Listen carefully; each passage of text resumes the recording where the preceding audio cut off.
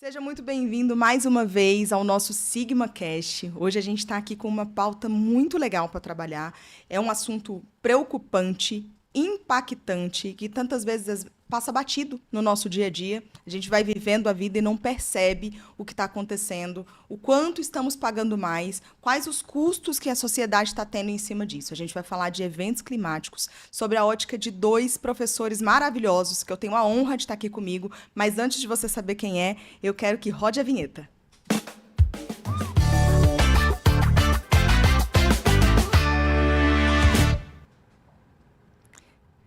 Vamos lá, então. Professor Flávio Bueno, pela primeira vez estreando aqui. Se apresenta para o pessoal, apesar de nossos alunos e família já te conhecerem tão bem. Bom, primeiro uma honra, prazer estar aqui com você, Ana, prazer, Júlia, todos os familiares da comunidade do Centro Educacional Sigma, né? Eu sou Flávio Bueno, professor de Geografia, daqueles mais entusiasmados com a oportunidade de educar, né, as nossas crianças, nossos adolescentes, há quase 15 anos, né, aqui na escola, e é uma honra poder discutir geografia, discutir meio ambiente, discutir biologia e, de alguma forma, também tentar elucidar algumas das dúvidas que as famílias, que a sociedade tem sobre esse que é um evento dos mais importantes da nossa estrutura ambiental. Vamos falar um pouquinho sobre El Niño. E você, Julie, se apresenta aí para o pessoal te conhecer também. Olá, tudo bem? É um prazer estar aqui, um prazer, Ana, um prazer, Flávio. Eu sou a professora Júlia Eduarda, sou professora de Ciências e Biologia para os anos finais ali do Fundamental 2.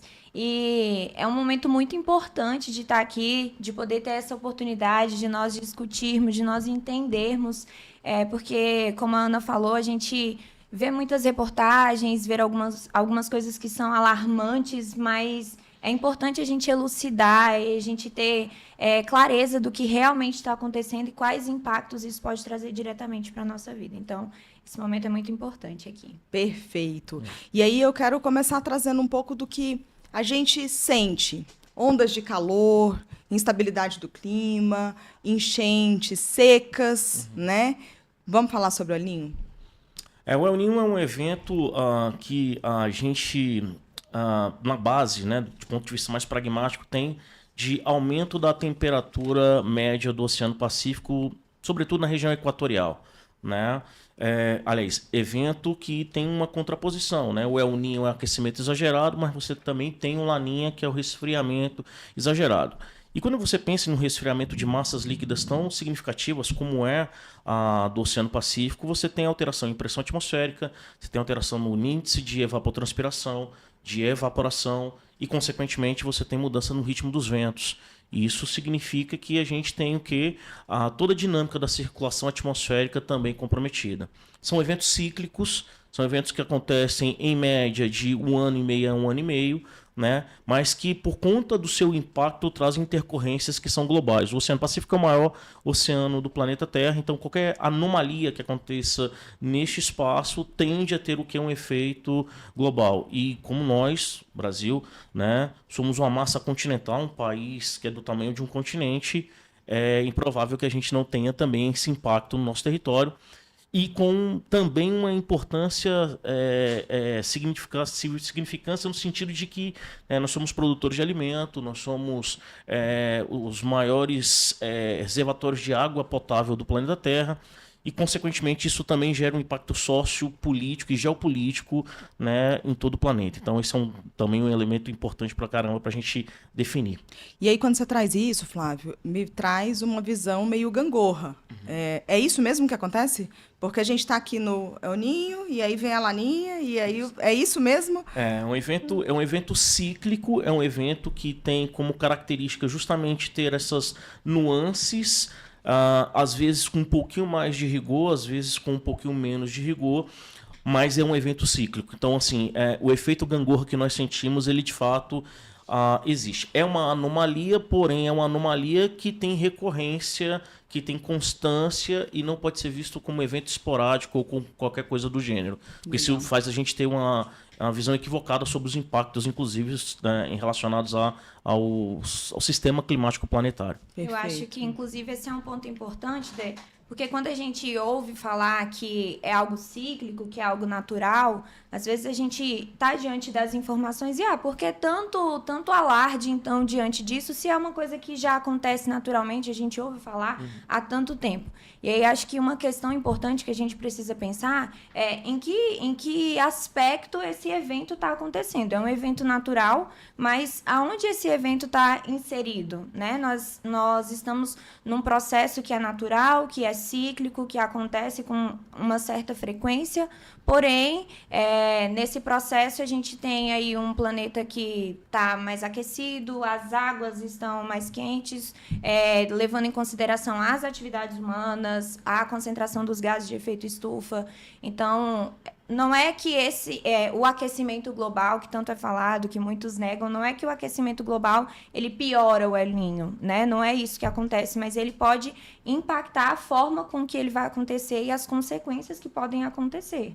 Eu acho que essa é uma coisa muito forte, porque tem esse ponto, né? Sempre aconteceu, a gente já espera, e o que acontece agora que está tão diferente? Ou, pelo menos, que a gente está percebendo de uma forma mais diferente? A gente vive hoje, Ana, um período que nós conhecemos no tempo geológico de antropoceno. O antropoceno ele se inicia justamente no momento em que a gente industrializa o planeta ou começa o processo de revolução industrial.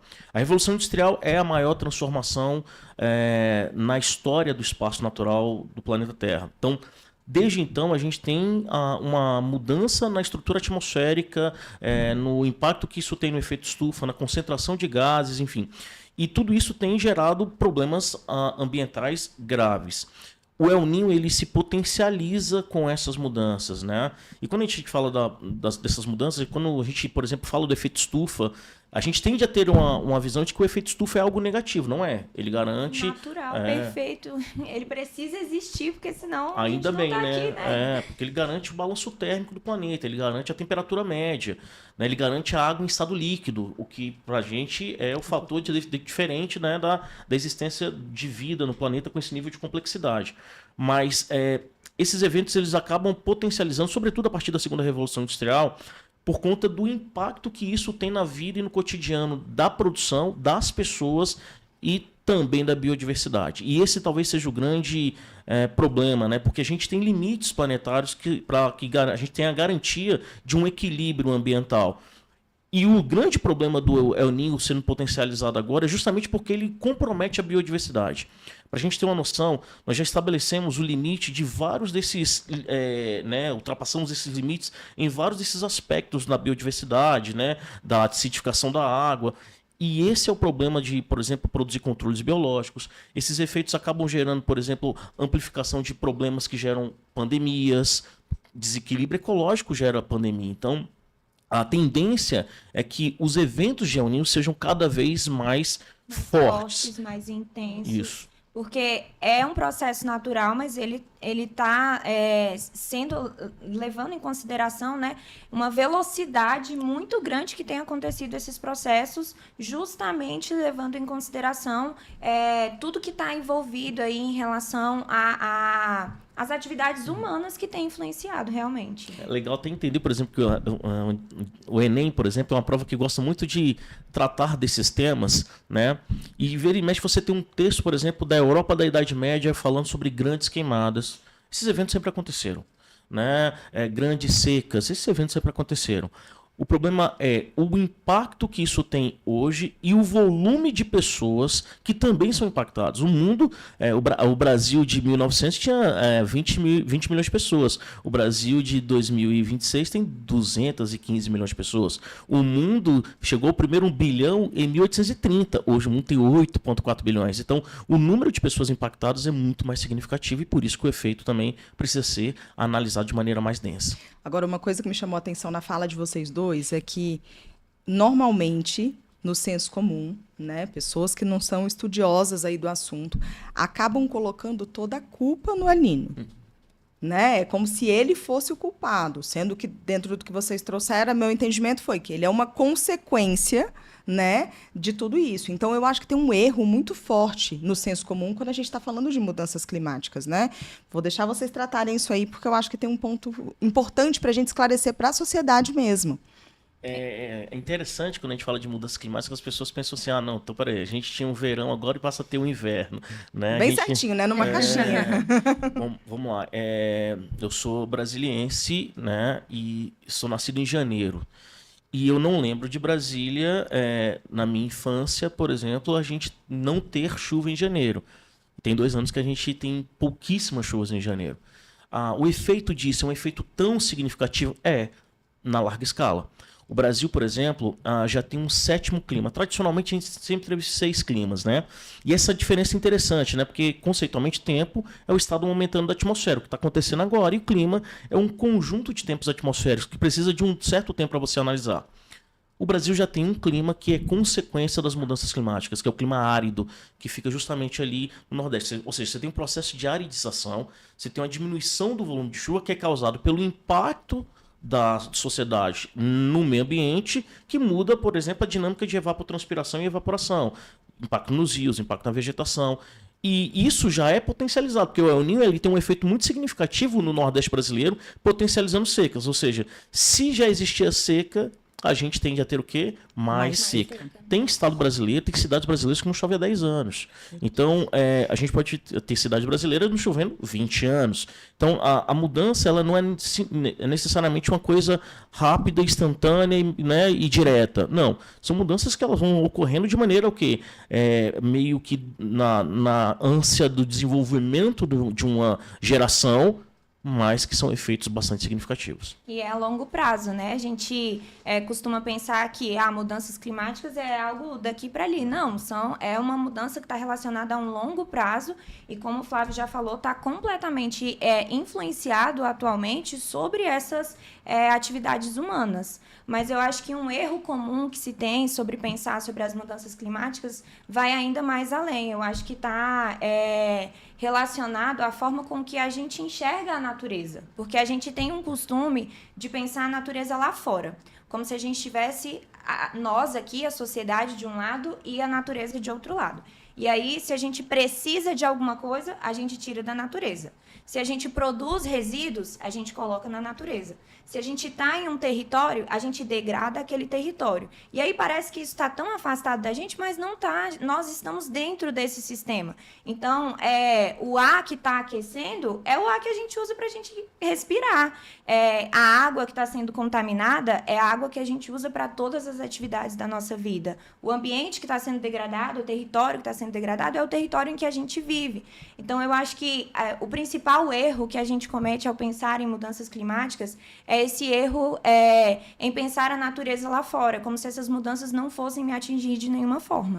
E a gente fala muito dessa coisa da crise das pessoas em cima da relação com o planeta. Porque, para muita gente, parece que é tudo muito infinito, né? Quer dizer, tá tudo certo, vai dar certo, vai ter água para todo mundo o tempo inteiro, né? As coisas vão se ajeitar. E não necessariamente isso acontece. E a gente tem sentido, acho que trazendo um pouco para o contexto de Brasília, que o Flávio trouxe, cara, esse ano tá uma loucura. Né? A gente teve chuva em julho, a seca começou muito depois, mas começou intensa, e a gente tem aí perspectivas muito diferentes para esse ano, o clima de Brasília. Acho que 4 de julho... chovendo, né? Calor, frio, daqui a pouco muito frio, é uma loucura. Então, assim, a gente tem um impacto, e a gente estava falando antes de começar sobre os impactos na economia. Acho que vale a pena a gente explorar um pouco disso, porque é isso, quando a gente tem ali a produção sendo impactada, vai cair no nosso colo, independente de onde nós estejamos, né? Então... É engraçado porque assim, a fala da Júlia é uma fala muito precisa e ela se conecta diretamente com a sua indagação, Ana, porque, vamos lá, a Terra é um sistema da qual nós somos parte. Não é a natureza que é um elemento separado dos seres humanos. Não precisa ir lá na Chapada para me conectar. É isso, você não precisa ser bicho grilo nem abraçar a árvore para ser conectado com a natureza, né? Basta que você exista. E a gente traz um modelo naturalista, determinista, possibilista de que a natureza é parte daquilo que demanda o ser humano e não que nós somos parte daquilo que a natureza nos oferece, né? Então vamos lá, a gente pensa, por exemplo, na produção agrícola do país, sem pensar da importância da Amazônia. Então, se você desmata a Amazônia, se a Amazônia tem uma seca, e eu tive a oportunidade, inclusive de levando alunos aqui do Sigma, de ver a Amazônia no mês de julho, que é um mês seco, mas um mês seco com um nível de rio de 30 metros de profundidade. E ano passado a gente teve a Amazônia com rios como o Rio Negro, o Rio Branco e o Rio Solimões, próximo do que da estiagem máxima. Né? E as pessoas não entendem que isso tem impacto na nossa vida, porque só chove em janeiro, em fevereiro, são as águas de março, fechando o verão, se tiver água vindo dos rios voadores lá da Amazônia. Então, não tem como você pensar em produção agrícola, não tem como você pensar em recarga de aquífero Guarani, que gera, por exemplo, o abastecimento de rios como o Rio Paraná e Iguaçu, usina de Itaipu, geração de energia elétrica. Não tem nada, não tem como a gente pensar nisso se a gente não pensar nos efeitos macros do que dos impactos ambientais. Um dos problemas que o El Niño deve trazer para 2027, quando a gente está falando deve de maneira bastante assertiva, né? É a inflação dos alimentos. E aí, se você pensa um pouquinho rapidamente, né, sobre a inflação dos alimentos, é a inflação dos alimentos que mais machuca a saúde financeira, o bolso dos trabalhadores brasileiros, das famílias brasileiras. Então, quando você pensa, por exemplo, no El Niño, ele tem efeito direto sobre as pessoas existirem ou não. Como diria Carolina Maria de Jesus, a fome é a escravidão do século XX.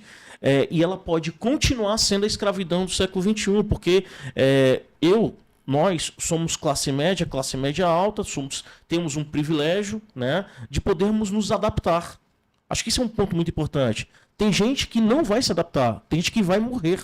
Né? Então, assim, eu estou falando da escala brasileira, se a gente pensar em escala África, escala Ásia, nós já tivemos, e grandes obras da literatura versam sobre isso, nós já tivemos um El Niño que matou 4% da população brasileira. A grande seca de 1877, 1878. A gente não entende certos movimentos sociais, como, por exemplo, Canudos, Cangaço. A gente não entende determinadas obras da literatura sem entender o que é a seca. Né? O 15, Os Sertões, Grande Sertão Veredas. Né? Todas essas obras, elas são basicamente fundamentadas numa lógica de desastre que massacra a história. Né? E vamos lá, a gente está numa cidade que tem a maior média de nordestinos fora do Nordeste. Todos nós temos um pouquinho de sangue nordestino. E por que essas pessoas se deslocaram? Por que elas se movimentaram? Por que o Mediterrâneo é considerado um cemitério azul e tem tanta gente tentando atravessar o Mediterrâneo? Por que a gente, por exemplo, tem tantas mazelas sociais em locais como, por exemplo, o Sudeste Asiático? Tem alguma explicação. E essa explicação ela também versa sobre a questão do clima. E tem um detalhe, a gente fala muito do terraplanismo, né? Terraplanismo para o UNB é um sinônimo, simbolicamente, funciona como todos os negacionismos, né? Uhum. Negacionismo da vacina, e o negacionismo climático é algo que tem sido utilizado como uma ferramenta política, mas eu brinco sempre dizendo o seguinte, quem é rico vive bem em qualquer lugar, até em Marte. Né? Então, assim, essas pessoas pouco sentirão os efeitos disso. Essa grande massa inclui nós, né? Nós sofreremos muito com esses impactos. Isso aí é uma discrepância que a gente precisa prestar atenção, né? Que as pessoas que menos produzem esses desastres são as mais vulneráveis para sofrer os impactos dela. Racismo ambiental, isso é um conceito, inclusive, que vai ser explorado, inclusive como uma possibilidade de um tema de redação do Enem, para quem estiver nos assistindo, né? Como que os impactos ambientais, eles têm o quê? Efeitos diferentes nos grupos humanos diferentes. Eu não posso falar da chuva no Rio Grande do Sul sem pensar que ela atinge todos, mas ela atinge com muito mais força as pessoas que estão na margem da sociedade. Júlio pode falar muito bem sobre isso, inclusive, né? Existem algumas doenças até então erradicadas que voltaram a impactar de maneira sobrenatural que as comunidades mais pobres, leishmaniose, leptospirose, etc, etc. Ou seja, como que esses impactos eles vão também massacrar com aquilo que nós chamamos de sindemia. Sindemia é a sincronização de epidemias, endemias, etc. Você tem uma causa principal, mas você tem o quê? Outras doenças que estão associadas e elas matam e matam com muita força. Eu queria trazer um ponto, que essa questão das doenças, pega em todos, né? Não tem classe social que não possa ser impactado. É óbvio que os mais abastados têm mais recursos para tratar, mas pega em todos. E aí eu vou trazer um exemplo aqui também, trazer um pouco aqui para o território de Brasília. Vou pegar o exemplo de Águas Claras. Águas Claras está passando por um momento, né? Já tem alguns anos, mas agora está de forma descontrolada a questão dos ratos. E aí, a gente tem o risco de leptospirose acontecendo ali o tempo todo. E a gente está falando de classe média. Então, os ratos entrando nos prédios, os ratos entrando em vários locais e tudo mais. Então, assim, são os impactos que a gente não vai percebendo, mas que está aí e não está sendo controlado pelo governo, por mais que haja tentativas para isso. Então, é assustador quando a gente pensa. E eu trouxe esse ponto, que a conversa no grupo do condomínio hoje era esse. Eu falei, vamos acionar todo mundo que precisa, mas esse é um ponto. Sim, tá ali, tá muito distante de mim, mas não, de repente tem um rato na minha garagem, peraí, tem alguma coisa acontecendo aqui, e aí eu enxergo o risco de uma criança ali, né, de um funcionário utilizando aquele espaço, e pode ser contaminado, e daqui a pouco essa doença está aí de uma forma mais intensa. E os cenários pandêmicos, né? Que a gente tem falado e que a gente passou e que a gente ainda não superou, né? Economicamente estamos sofrendo ainda. Então, acho que a gente tem muitas doenças que são possíveis. A gente já está acostumado, em alguma medida, a lidar com coisas, né? Todas as renites que você trouxe. Mas eu acho que é isso. A gente tem o impacto hoje, ele é muito maior quando a gente fala de doenças, né? Falar sobre clima é falar sobre justiça também, né? Essa questão do racismo ambiental, da justiça ambiental, esse ponto que você trouxe é muito importante, porque muito acontece, principalmente em relação às doenças, nas periferias, com as pessoas marginalizadas, e aí é algo que não é falado, é algo que não é explorado, é algo que não é cuidado. E aí, quando acontece de chegar em um local onde as pessoas têm uma condição financeira um pouco melhor, isso ganha visibilidade, né? Isso ganha uma certa visibilidade, mas o clima, ele proporciona a chegada dessas doenças, que essas doenças sejam espalhadas, né? E...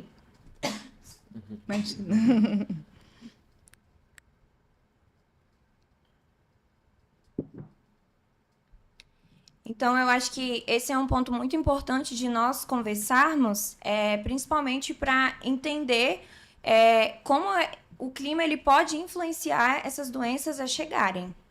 Muito bom. Eu queria também abordar o tema das crises políticas. Eu acho que a gente tem aqui, às vezes o impacto a gente não percebe tanto também, mas as coisas estão acontecendo. Então, acho que o quanto as crises políticas são impactadas pelo El Niño. Vamos lá. Muito interessante, Ana. E trazendo um ponto que acho que tua fala foi muito interessante.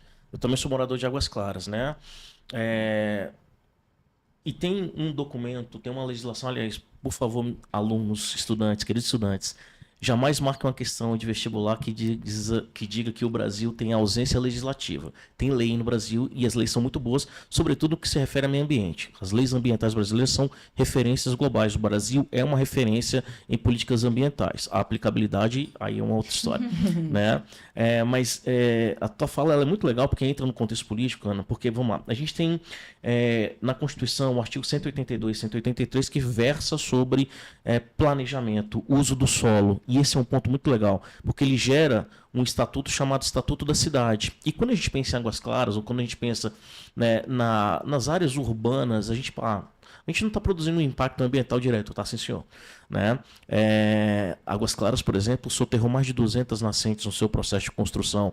Era uma região de brejo, né? E aí você tem uma região de vale e uma região de vale que verticalizou, ou seja, os ventos não conseguem passar. Quem mora em Águas Claras sabe, viver sem ar-condicionado em Águas Claras é muito difícil. Por que a gente está falando isso? Porque faltou planejamento urbano, faltou política pública adequada para aquele espaço, né, que vai gerar impacto, porque a água não tem para onde escoar, os resíduos sólidos têm dificuldade de serem retirados, consequentemente tem um rato.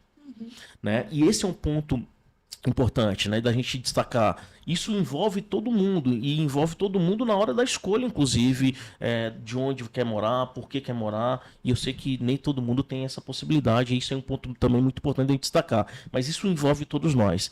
E do ponto de vista político, cara, desde 1968, a gente tem políticas internacionais voltadas para as questões ambientais, inclusive em relação às questões climáticas, né? A gente tem, primeiro, a chamada Conferência da Unesco para Clima, em 68. Depois, em 1972, a Conferência de Estocolmo, que é a primeira que vai falar de PNUMA, né, o Programa das Nações Unidas para o Meio Ambiente. A gente tem, inclusive, a definição do Dia do Meio Ambiente, porque é importante para definir um marco regulatório de um dia de lembrar e um dia de tratar desse assunto de uma maneira mais cientificada, né? A gente, em 77, tem Tbilisi para falar sobre educação ambiental, e educação ambiental envolve, inclusive, nós, escola, né? E não é só falar, como a Ana brincou, né? Não precisamos ir para a Chapada para falar de meio ambiente. A gente está falando de reciclagem, a gente está falando de uso, a gente está falando de política nacional de resíduos sólidos, né? A gente está falando de aproveitamento e uso da água, né? E quando a gente fala de aproveitamento e uso da água, o Sigma, por exemplo, ele fez questão de colocar diante de todas as torneiras, de todos os banheiros. Você sabe da tua responsabilidade ao cuidar da água dessa torneira? Por quê? Porque o estudante ele precisa entender que consciência versa sobre a atitude dele, inclusive. E ele é o principal professor da sua família. Porque estudantes ensinam famílias, e esse é um ponto muito importante para nós, né? 92, o Brasil celebrou a Rio 92, depois você tem protocolo de Kyoto com as COPs, depois você tem Rio +10, Rio +20, o papel das comunidades tradicionais.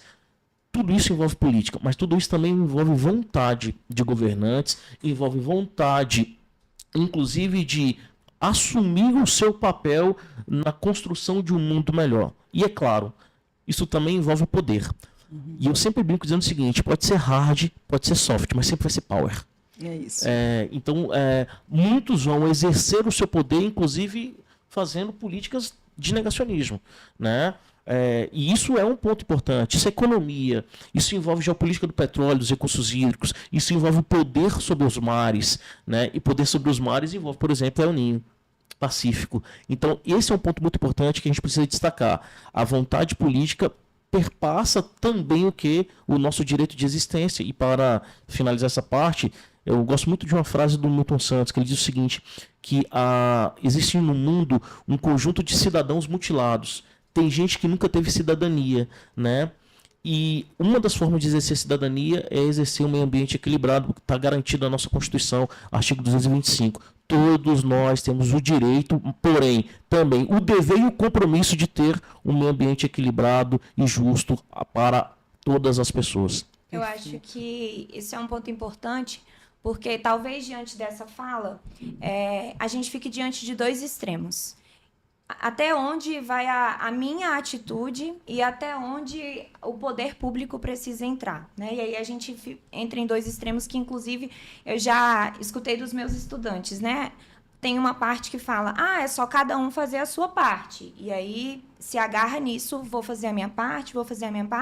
Enquanto tem outro grupo, né, de estudantes que fala, não, mas a minha parte individual não vai mudar nada, então eu não preciso fazer nada porque isso faz parte lá dos grandes, do poder público e agora das grandes empresas também, né? E eu acho que a gente precisa pensar nisso no ponto de as minhas atitudes individuais, elas fazem sim diferença, né? Eu posso mudar o meu consumo, a minha gestão de resíduos, a minha mobilidade, e são atitudes individuais que eu posso fazer e que vão sim fazer diferença. Mas existem também atitudes que ultrapassam isso, né? São atitudes que vão estar relacionadas ao poder público, como matriz energética, a aplicação da legislação, o uso do solo, a disponibilidade que tem das terras para mineração, enfim, são coisas que estão além. Então, eu acho que é uma linha muito tênue que a gente precisa ter cuidado e encontrar o equilíbrio no sentido de ter as suas atitudes individuais que são válidas, compreender quais são as atitudes que fogem do seu controle e não fazer dessa ação coletiva uma lista de culpas individuais. E eu sempre fico pensando, assim, o quanto estamos preparados para o próximo evento climático, porque já está aqui. A gente deve ter uma previsão, não sei, talvez 3 meses, assim, para ter uma previsão um pouco mais, né, precisa. Porque desde o ano passado a gente está falando que vai vir pesado, está chegando, né? Tá vindo uma coisa grande aí. Mas o quanto estamos preparados, sabe? Se a gente tem um evento climático como aconteceu, por exemplo, no Rio Grande do Sul no ano passado, estamos preparados? Defesa Civil está preparada para assumir tudo que tem potencial de acontecer e que a gente já está falando. A gente, antes de começar aqui, estava conversando sobre tudo que tem possibilidade de acontecer até março do ano que vem. Então, tem muita coisa já mapeada. E como é que o governo se planeja para isso? Vamos lá. Se você pensar do ponto de vista social, Ana, nós não estamos preparados, né? Do ponto de vista do Estado, do ponto de vista legislativo, sim, a gente tem mecanismos para, tá? Mas faltam algumas outras questões no poder público. Por exemplo, falta pessoal. Tem gente suficiente no IBAMA? O INPE, por exemplo, que é o Instituto Nacional de Pesquisas Aeroespaciais, o IMET, tem equipamento, tem gente suficiente para trabalhar com isso. A Defesa Civil, os bombeiros, e a gente não está falando de pessoas, porque, por incrível que pareça, o Brasil tem grandes especialistas, grandes mentes em todas essas funções. E a gente não pode pensar nisso apenas numa escala federal. É também responsabilidade e está lá no artigo 6º do Direito Social, ajuda aos desamparados, né? Mas, vamos lá. A gente tem muita gente morando em área de encosta. A gente tem muita gente morando em várzea de rio, né? Ou seja, planície do Taquari, no Rio Grande do Sul. É uma planície de inundação. Logo, choveu muito, vai inundar. Eram para aquelas pessoas estarem ali? Ubatuba, Rio de Janeiro, Teresópolis, Petrópolis, sul da Bahia, aquelas regiões são regiões de encosta. Minas Gerais, ou seja, vai chover, aí não tem jeito, é lixiviação. A água vai carregar, a tragédia anunciada. A tragédia anunciada. Aquelas pessoas deveriam estar ali. Então, há um projeto claro de, por exemplo, remoção de populações de áreas de risco, né? Tem áreas que são visíveis, porque quando você fala do Sudeste do Sul, todo mundo conhece, todo mundo vê dioturnamente essas áreas. E as vossorocas engolidoras de cidade no Maranhão e no Piauí? E a população ribeirinha que mora lá em Roraima, que mora, por exemplo, no Amapá, essas pessoas elas são invisibilizadas, né? Então, a gente não tem hoje um plano de contenção nas 3 escalas. Tem coisas que acontecem no plano federal que não são adotadas, até porque a gente tem muita política de governo e pouca política de Estado, né? Então não acontece no plano, por exemplo, estadual e no plano municipal. Existem diferentes orçamentos, existem estados com mais, mas que se dedicam menos a essas áreas. E aí, tu fez uma análise que eu acho muito legal.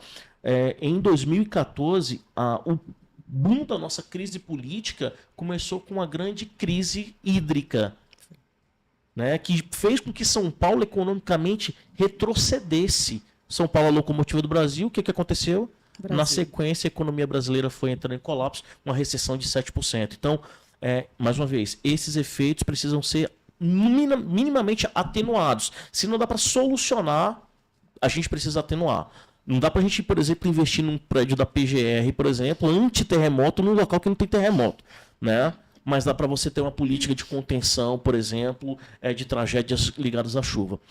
O mês de dezembro é um mês absolutamente preocupante, porque começam, teoricamente, as chuvas. Mas eu queria muito alertar a gente para o mês de setembro desse ano. Brasília já está começando a bater recordes, né? Por exemplo, de baixa umidade. E olha que baixa umidade em Brasília é pleonasmo, né? Enfim, sempre tem. E não tem 30 dias que estava chovendo. E tem 30 dias. E estava frio. E estava frio pra caramba. Frio. Então, assim, agosto é um mês que está diferente, mas setembro a gente bate recordes e recordes de temperatura, né? Se bate recorde de temperatura, bate recorde de queimadas. Se bate recorde de queimadas, o impacto é absolutamente significativo em todo o setor. E a gente viu em Brasília, nos anos passados, né? A gente viu fumaça cobrindo a cidade, nós vimos tempestade de poeira no interior de São Paulo, né? E alguém pensa assim, poxa, isso é uma anomalia. O problema é que o conjunto de 2 ou mais anomalias gera o quê? Algo normal. Pesado, hein? Poxa. E o quanto nossos jovens estão preparados para isso, gente? A gente lida com esses meninos o tempo todo, né? Olhando para essa geração que está chegando agora e que vai lidar com problemas muito maiores do que a gente tende a lidar.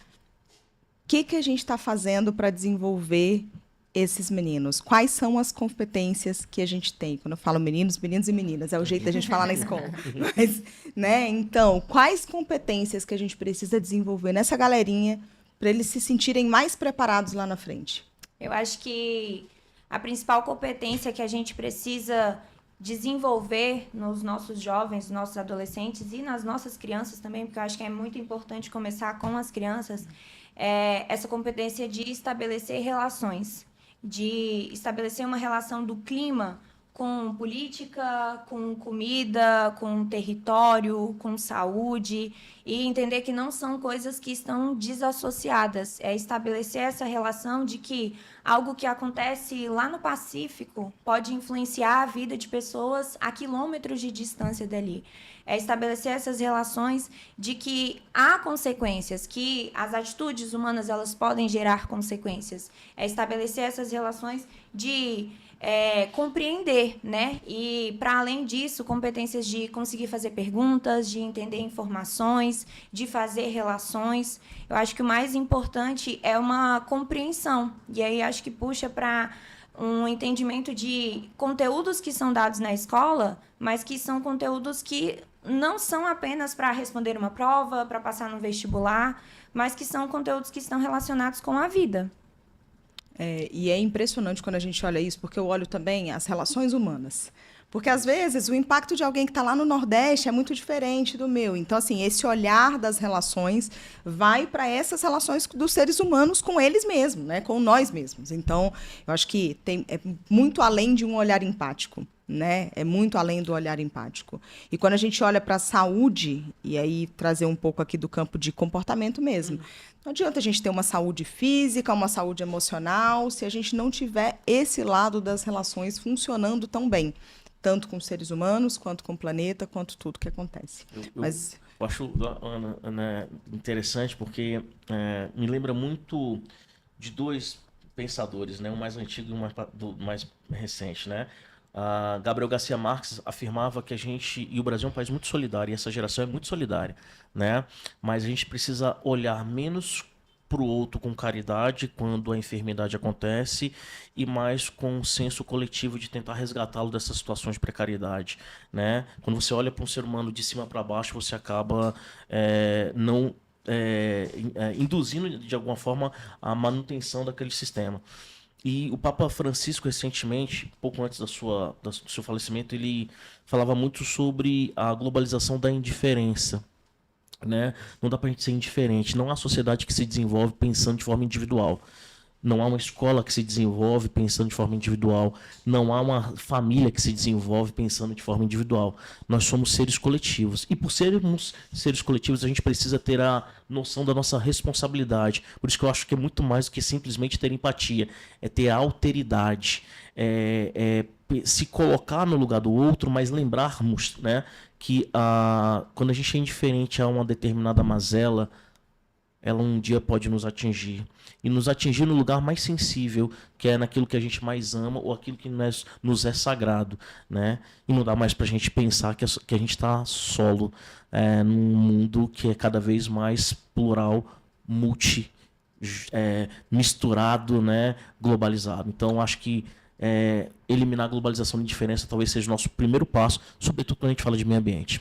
A pandemia deixou isso tão escrachado, né? E eu acho que nesse momento a gente ainda teve muitas pessoas olhando ali só para o seu umbigo e talvez estejam sofrendo as consequências até hoje, né? Mas a maior parte das pessoas, pelo menos no meu olhar otimista, pôde olhar para o coletivo. Então, tentava, pelo menos, fazer o seu para poder ter menos impacto ali no coletivo. Eu acho que foi uma hiperexposição ao que a gente precisa fazer. Talvez tenha sido a grande lição ali daquele momento. Mas queria pedir para que vocês deixassem uma única reflexão, cada um de vocês, para quem está nos ouvindo. Eu acho que é importante as pessoas pensarem por essa ótica que a gente trouxe. Assim, o meu impacto, ele pode ser pequenininho, mas tem coisas que eu posso fazer para trazer, que vai trazer um resultado absurdo lá na frente, se a gente estiver fazendo coletivamente. Então, essa é a minha reflexão. Vou deixar vocês. Quer começar, Júlia? Pode ser. Eu acho que a primeira reflexão que eu gostaria de trazer é que existe uma ruptura. Tem um autor que eu gosto muito, que é o Malcolm Ferdinand, que ele trata isso como uma ruptura ambiental, que é a gente pensar a natureza separada da sociedade. Então, eu gostaria de trazer essa reflexão de que a gente precisa consertar essa ruptura. E não é fácil, não é simples, não é dali, não é de um dia para o outro, mas pensando na educação, talvez a melhor contribuição que a educação possa fazer é de deslocar o olhar dessa separação que existe entre natureza e sociedade. E uma reflexão direta, né? Tem um outro autor que eu gosto muito, que é uma grande liderança indígena no Brasil, que é o Ailton Krenak, ele fala para a gente pisar suavemente sobre a terra. E eu iria para além disso, além de pisar suavemente sobre a terra, tirar um tempo para olhar o voo dos pássaros, para contemplar o horizonte, para ver as formigas trabalhando, porque talvez essas sejam as pistas mais importantes do que a gente precisa fazer. Com as reflexões maravilhosas, né? E enquanto a Júlia estava falando, estou tentando aqui buscar no meu HD. E eu lembro primeiro de uma música, assim, que acho que todo mundo conhece. Por falta d'água, perdi meu gado, morreu de sede meu alazão. Mas eu espero um dia chover de novo para mim voltar lá para o meu sertão. Esperançar. Acho que a gente tem que ter esperança. E eu lembro muito de uma metáfora do Josué de Castro, e é muito importante que a gente tenha esse olhar holístico, né? O Josué de Castro, um médico, geógrafo e diplomata, ou seja, o cara que conseguiu conduzir tudo para, né, ser um ser plural. E ele tinha uma metáfora do homem caranguejo, e ele falava muito disso, que é necessário aquele homem que morava no mangue sair do caos, sair da lama para vencer. E a vitória é uma vitória que ela não era feita apenas de um homem, mas de uma sociedade, né? A gente precisa sair um pouco dessa lama e ter um pouco mais de esperança. E a natureza é a nossa esperança, porque dela somos, para ela iremos e dela voltaremos. Então, assim, eu acho que essa grande reflexão, vamos ter esperança. É isso, gente. Olha, estou muito feliz mesmo, muito honrada de ter participado desse bate-papo aqui com vocês. Espero que seja o primeiro de muitos, porque eu acho que desse assunto aqui a gente ficaria mais um tempão falando. É um assunto preocupante, é um assunto até desgastante. Quando a gente vai falar, eu acho que muita gente nem quer tocar no assunto. É melhor deixar ele ali na caixinha, né? Deixa o pessoal falar, deixa quem estuda falar, mas, no geral, eu acho que é importante a gente dar visibilidade, mas trouxemos reflexões muito fortes e eu acho que podem ser utilizadas e aproveitadas por todos nós. Então, agradeço muito. Agradeço, Julie, agradeço, Flávio. Deixo de novo aqui o espaço aberto para vocês. Aqui é a nossa casa, então venham sempre. E para você que está nos acompanhando, eu quero deixar aqui o meu agradecimento especial, vou deixar os dois se despedirem, mas espero ver vocês aqui mais vezes, então não esqueça de tocar aí o sininho para receber as nossas notificações. A gente tem conteúdo novo toda semana com temas que estão sendo falados, outros que a gente traz aqui até para poder dar visibilidade também. Então, quero muito contar com a sua presença aqui sempre. Então, deixem o recado final aí, gente. Muito obrigada. Agradecer, Ana, pela oportunidade, né? Falar de educação, falar de meio ambiente é sempre uma oportunidade. Te agradece ao Sigma também por isso e muito obrigado mais uma vez. Espero que vocês tenham gostado e vamos lá, reflexão. Pensar é importante porque quando a gente pensa, a gente anda. O mundo anda quando a gente pensa. Nossa, fica até difícil falar depois, né? Eu queria agradecer ao Flávio por dividir essa mesa com você. Aprendi muito, foi uma aula para mim também, né? Obrigada, Ana, pela oportunidade. E acho que uma última mensagem aqui, o Flávio falou sobre esperança e talvez fique uma incógnita, assim, tem como ter esperança? Há espaço para a gente ser otimista, para a gente de fato ter esperança? Eu acho que não há espaço para a gente ter um otimismo ingênuo, mas há um espaço para a gente agir. Então, vamos agir. Então, com essa frase final, a gente encerra esse episódio com essa reflexão. Então, vamos agir. É tudo que temos, é o que está nas nossas mãos. Muito obrigada e até a próxima.